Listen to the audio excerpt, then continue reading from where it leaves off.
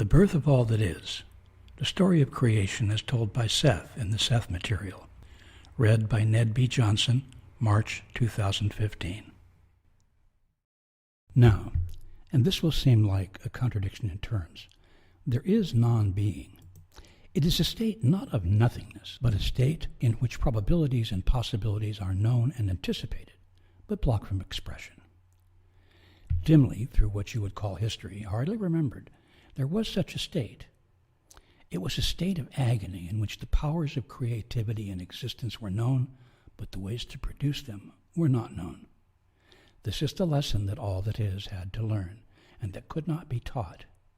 This is the agony from which creativity originally was drawn, and its reflection is still seen. Some of the discussion is bound to be distorted, because I must explain it to you in terms of time as you understand it. So I will speak for your benefit of some indescribably distant past in which these events occurred. All that is retains memory of that state, and it serves as a constant impetus, in your terms, toward renewed creativity. Each self, as a part of all that is, therefore retains that memory of that state. It is for this reason that each minute consciousness is endowed with the impetus towards survival, change, development, and creativity. It is not enough that all that is as a primary consciousness gestalt desires further being, but that each portion of it also carries that determination. Yet the agony itself was used as the means, and the agony itself served as an impetus, strong enough so that all that is initiated within itself the means to be. If, and this is impossible, all portions but the most minute last unit of all that is were destroyed, all that is would continue, for within the smallest portion is the innate knowledge of the whole.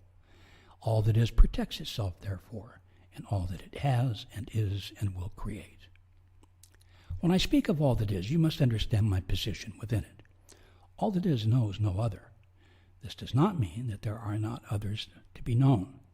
It does not know whether or not other psychic gestalts like it may exist. It is not aware of them if they do exist. It is constantly searching.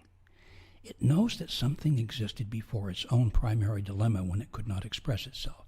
It is conceivable, then, that it has evolved, in your terms, so long ago that it has forgotten its origin, that it has developed from still another primary which has, again in your terms, long since gone its own way. So there are answers that I cannot give you, for they are not known anywhere in the system in which we have our existence. We do know that within our system of all that is, creation continues and developments are never still. We can deduce that on still other layers of which we are unaware, the same is true. The first state of agonized search for expression may have represented the birth throes of all that is as we know it. Pretend then that you possess within yourself the knowledge of all the world's masterpieces in sculpture and art, that they pulsed as realities within you, but that you had no physical apparatus, no knowledge of how to achieve them, that there was neither rock nor pigment nor source of any of these, and you ached with the yearning to produce them. This on an infinitesimally small scale will perhaps give you some idea of the agony and impetus that was felt. Desire, wish, and expectation rule all actions and are the basis of all realities. Within all that is, therefore, the wish, desire, and expectation of creativity existed before all other actuality. The strength and vitality of these desires and expectations then became, in your terms, so insupportable that all that is was driven to find the means to produce them. In other words, all that is existed in a state of being without the means to find expression for its being. This was the state of agony of which I spoke. Yet it is doubtful that without this period of contracted yearning, all that is could concentrate its energies sufficiently enough to create the realities that existed in probable suspension within it. The agony and the desire to create represented its proof of its own reality. The feelings, in other words, were adequate proof to all that is, that it was. At first, in your terms, all the probable realities existed as nebulous dreams within the consciousness of all that is. Later, the unspecific nature of these dreams grew more particular and vivid. The dreams became recognizable one from the other until they drew the conscious notice of all that is. And with curiosity and yearning, all that is paid more attention to its own dreams. It then purposely gave them more and more detail and yearned toward this diversity and grew to love that which was not yet separate from itself. It gave consciousness and imagination to personalities while they were still but within its dreams. They also yearned to be actual. Potential individuals, in your terms, had consciousness before the beginning or any beginning as you know it then. They clamored to be released into actuality, and all that is an unspeakable sympathy sought within itself for the means. In this massive imagination, it understood the cosmic multiplication of consciousness that could not occur within that framework. Actuality was necessary if these probabilities were to be given birth.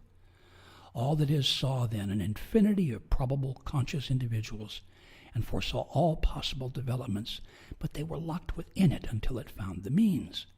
This was, in your terms, a primary cosmic dilemma, and one with which it wrestled until all that is was completely enveloped and involved within that cosmic problem. Had it not solved it, all that is would have faced insanity, and there would have been, literally, a reality without reason and a universe run wild.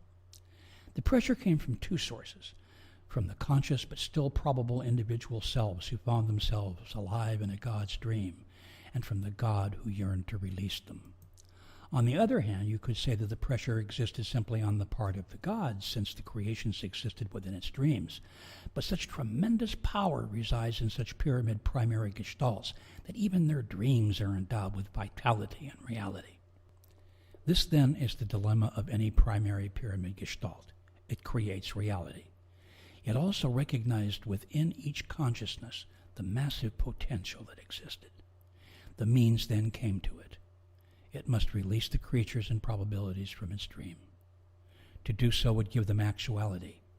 However, it also meant losing that portion of its own consciousness, for it was within that portion that they were held in bondage. All that is had to let go. While it thought of these individuals as its creations, it held them as part of itself and refused them actuality. To let them go was to lose that portion of itself that had created them. Already it could scarcely keep up with the myriad probabilities that began to emerge from each separate consciousness. With love and longing, it let go that portion of itself, and they were free. The psychic energy exploded in a flash of creation. All that is therefore lost a portion of itself in that creative endeavor. All that is loves all that it has created down to the least, for it realizes the dearness and uniqueness of each consciousness which has been wrested from such a state and at such a price. It is triumphant and joyful at each development taken by each consciousness, for this is an added triumph against that first state, and it revels and takes joy in the slightest creative act of each of its issues. It, of itself and from that state, has given life to infinities of possibilities. From its agony it found the way to burst forth in freedom through expression, and in so doing gave existence to individualized consciousness. Therefore is it rightfully jubilant. Yet all individuals remember their source, and now dream of all that is, as all that is once dreamed of them. And they yearn toward that immense source, and they yearn to set it free and give it actuality through their own creations. The motivating force is still all that is, but individuality is no illusion. Now, in the same way, do you give freedom to the personality fragments within your own dreams, and for the same reason. And you create for the same reason. And within each of you is the memory of that primal agony, that urge to create and free all probable consciousness into actuality. I have been sent to help you, and others have been sent throughout the centuries of your time. For as you develop, you also form new dimensions, and you will help others.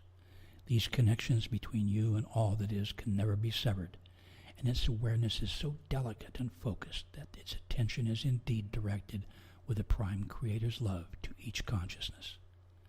This account needs reading many times, for there are implications not at first obvious.